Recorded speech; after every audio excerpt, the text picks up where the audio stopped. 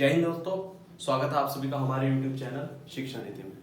शुरुआत करने जा रहे हैं एक ऐसे सब्जेक्ट की जिसकी हर एग्जाम में एक अहम भूमिका होती है, रीजनिंग।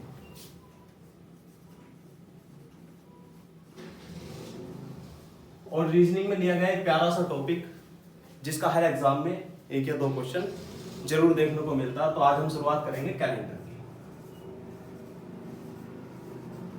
कैलेंडर क्या होता है? कैलेंडर क्यों जरूरी है पढ़ना, समझते हैं। कैलेंडर यानी कि वर्ष।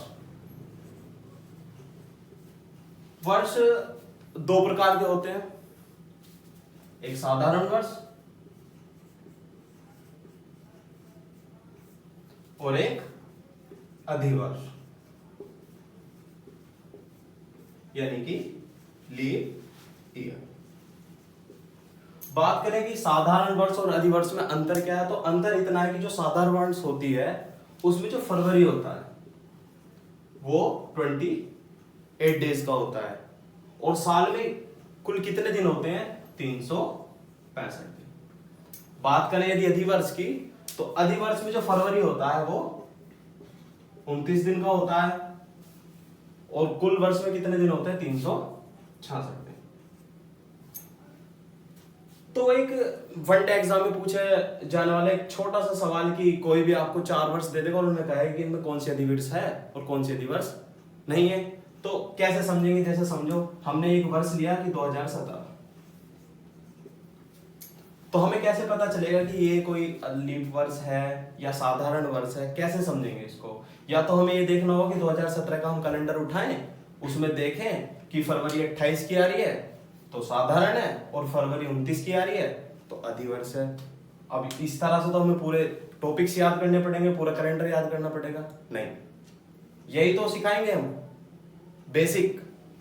तो चलते हैं पहले नोट की तरफ कि यदि हमें कोई भी वर्ष दिया गया है, कोई भी वर्ष जहां से कैलेंडर शुरू हुआ और लास्ट तक अब तक, उसको हमें जानना है कि लीप वर्ष है या नहीं है, तो सबसे पहले हमें उसको देखना है उसकी आखिरी की 2 डिजिट। यदि उसकी आखिरी की 2 डिजिट 4 से विभाजित है तो वो अधिवर्ष है और यदि 4 से विभाजित नहीं है तो वो अधिवर्ष नहीं है। जैसे कि 2017 को अगर मैं 4 से विभाजित करूं तो 4 4 जा 16, शेष कितना बचा? 1। तो अगर ये शेष बच गया तो ये कैसा वर्ष है? ये एक साधारण वर्ष है। अब अगर हम देखें जैसे 2020, तो 2020 हमने देखा कि 2020 लास्ट के 2 अंक उठाए 20, तो क्या 4 से विभाजित है? हाँ, 5 बार विभाजित है, तो ये कौन सा वर्ष हुआ? लीप वर्ष हुआ। बात करूं अगर मैं 2025, ये कैसा वर्ष है? लास्ट के 2 अंक उठाओ, 4 से विभाजित करो, कितना शेष बचेगा? 1 शेष बच गया, तो ये कैसा वर्ष है? साधारण वर्ष है। तो ये सब बच्चों को क्लियर हो गया एकदम से कि साधारण वर्ष वो वर्ष होगा जिसमें फरवरी 28 दिन की होगी, कुल दिन 365 होंगे, और अधिवर्ष वो वर्ष होगा जिसमें फरवरी 29 दिन की होगी, कुल डेज 366 होंगे, और जो 4 से पूरी तरह विभाजित होगा वो कैसा वर्ष होगा? अधिवर्ष होगा। अब बात करें अगर हम एक क्वेश्चंस की कि एक लड़का जो 29 फरवरी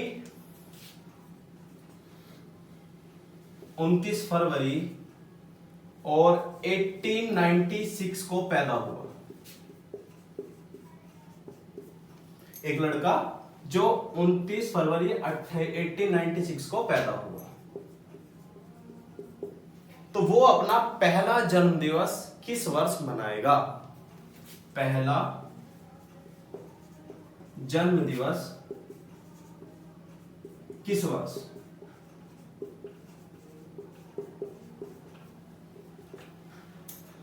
अब चलिए चलते हैं। अब मैं बात करूं 2004, क्या अंतिम अंक 4 से विभाजित है? तो क्या लीप वर्ष है? 2016 अंतिम 2 अंक 4 से विभाजित है, तो क्या लीप वर्ष है? 2020 अंतिम 2 अंक 4 से विभाजित है, क्या लीप वर्ष है? 2024 अंतिम 2 अंक 4 से विभाजित है, तो क्या लीप वर्ष है। तो हम देख रहे हैं कि हर 4 साल बाद हमारा क्या आ रहा है? लीप वर्ष आ रहा है। हर 4 साल बाद क्या आ रहा है? लीप वर्ष आ रहा है। तो इसका मतलब कोई लड़का 19 फरवरी को 1896 को पैदा हुआ, तो 19 फरवरी सन 1900 में वो अपना पहला जन्मदिन बनाएगा। क्लियर है? ये हम पेपर में करके आए और ये बिल्कुल करना है। अब गलत क्यों हुआ समझते हैं। अब बात करते हैं 1900 की, 2100 की, 2200 की, 1800 की। इनको हम बोलते हैं शताब्दी वर्ष। शताब्दी वर्ष का नियम क्या है कि अगर कोई शताब्दी वर्ष लीप वर्ष तब होगी जब वो 400 से पूरी तरह से विभाजित होगी, तब वो लीप वर्ष होगी। जैसे शताब्दी वर्ष की अगर मैं बात करूं 1900 को लूं अगर, तो क्या 1900 400 से पूरी तरह विभाजित है? नहीं। अगर ये 400 से पूरी तरह विभाजित नहीं है तो ये कैसा वर्ष है? एक साधारण वर्ष है। और साधारण वर्ष में फरवरी कितने दिन की होती है? 28 दिन की। लेकिन उसका बर्थडे कब है? 29 को। तो 1900 से 4 साल आगे और चलो, तो यानी कि वो अपना पहला जन्मदिन 29 फरवरी 1904 में मनाएगा। पेपर में करने वाली एक गलती छोटी सी, और छोटी सी गलती 1 नंबर और पेपर खत्म। समझ आया सभी के?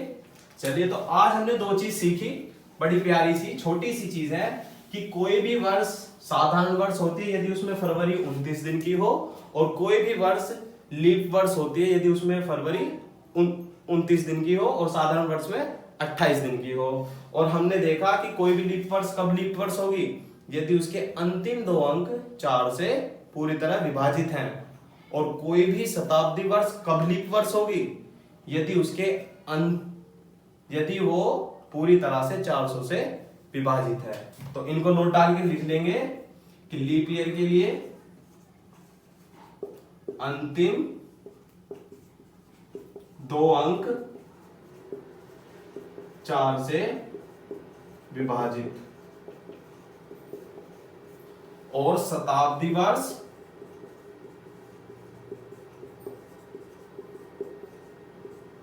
(400) से पूर्ण विभाजित। एग्जाम्पल के लिए 1600, 2400 etc। तो आज का टॉपिक हम यही समाप्त करते हैं। मिलता है अगली वीडियो में। जय हिंद, जय भारत। सही है।